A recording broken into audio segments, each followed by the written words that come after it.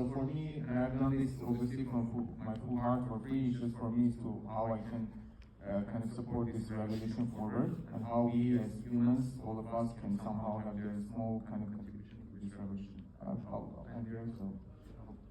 I want to say something because the colleague was a very good name, the revolution of the Bitcoin, and I think we can use this word, the revolution of the Bitcoin is going, and we have three parts of this revolution. First part, this is about our answers.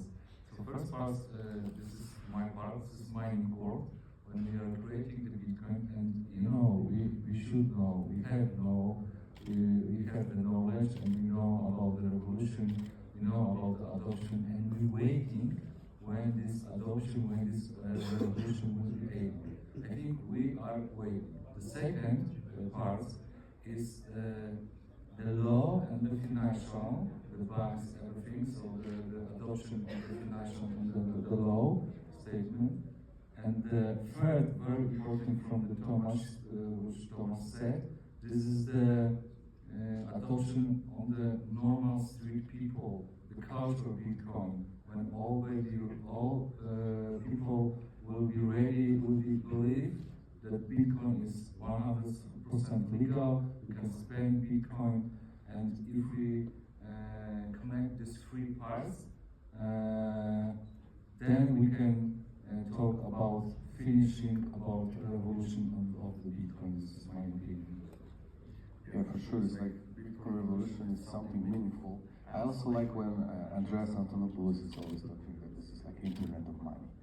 This is something that stick to me in 2015 when the first the internet of money was rolled, and yeah, this is really this.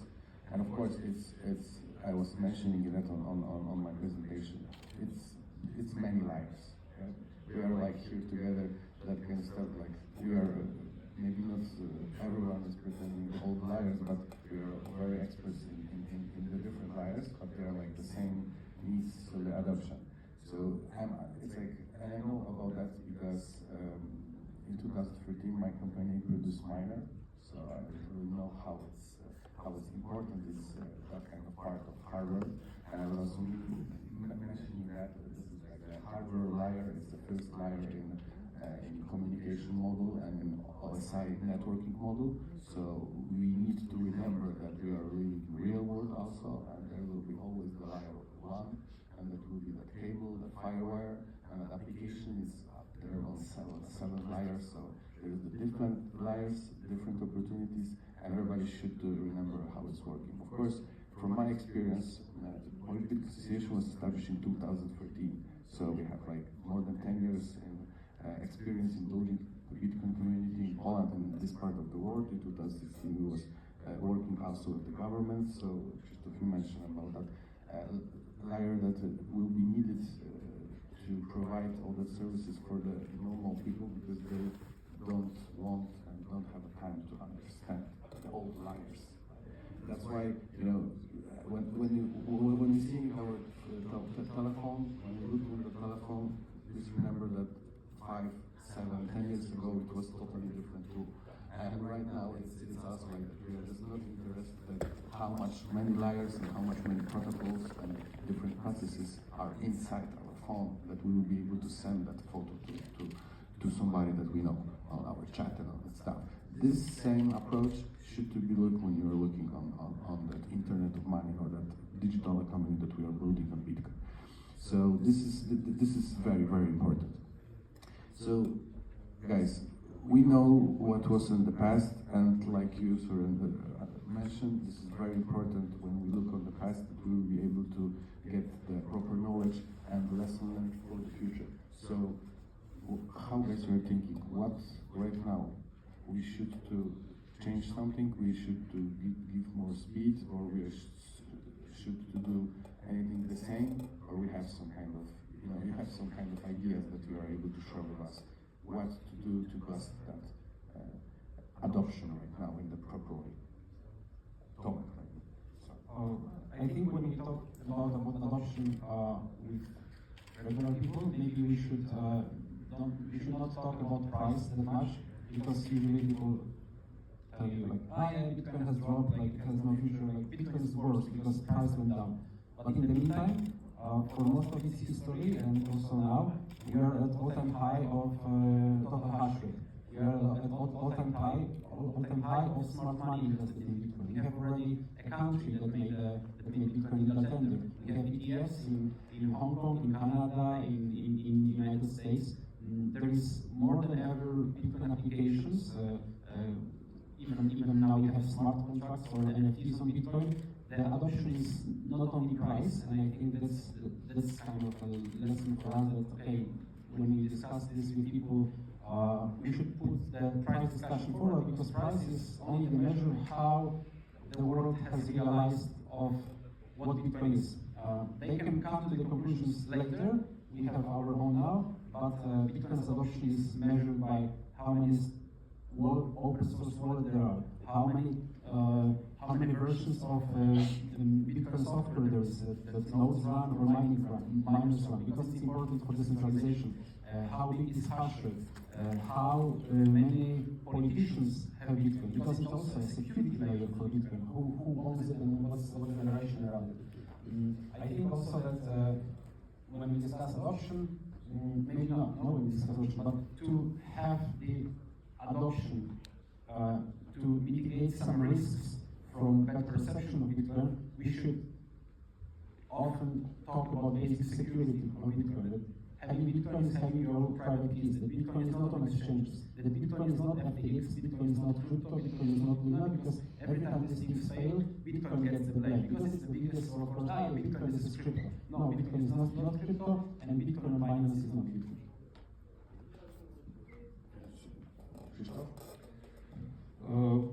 The question is what we can do, speed up or not speed up, or leave it, yes? So, like I said, if we separated this on this Bitcoin revolution for the three parts, so we, like miners, we are waiting. We know everything, we are using everyday Bitcoin, we are using the Visa, MasterCards, using the cryptocurrency for many years. So we are waiting for you and people, and of course for law and for the financial, for the bank system. So I think this is this is different between people who already is on the Bitcoin industry and people who waiting. First of all, yes, to show the people this is legal. We can use it for every day. So for my opinion, we are waiting. We're not speeding up the mining industry, but yeah, the political people, the financial system must a little bit speed up about the cryptocurrency, about the Bitcoin, because as you know, we see what happened now in the world. The world is going, in my opinion, in very bad side. So the financial system on the whole world is dramatic position, and we know that some countries, South America, was already adopted the cryptocurrency Bitcoin, and already they won their first step. So yeah, the financial system and the law must be speed up a little bit more. Because we from the mining industry and from the crypto industry, we are waiting for them. Krzysztof, we are thinking that the outflow of the small miners like NBX from last years is also one of that, way where mining is also making the bigger adoption, bigger impact on the market, because when I was producing the miner, we produced a small dongle because everyone want to be a miner, but they don't have money. So, because the miners was very expensive, because there was like not many of the models on the market.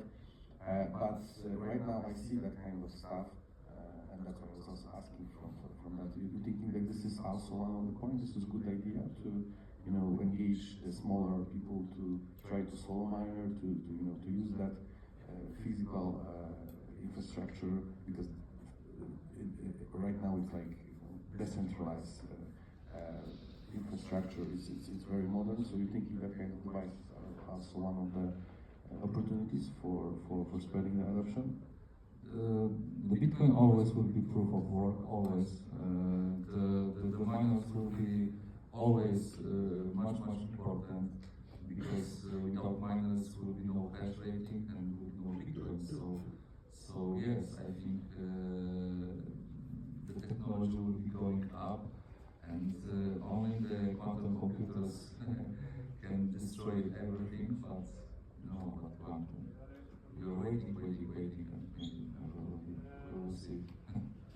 So Suren, how do you think? What the plans? You have some more plans according to the Bitcoin Center or in general in that kind of scope, because it's very interesting, and it's also OG project that really works like a physical place for that. We also have opportunity to have that ideas in 2014 that we also some kind of guys also started a place in Poland. But it was more like a shop and the center when you have the education, when you came more like it should be more like a space for everybody.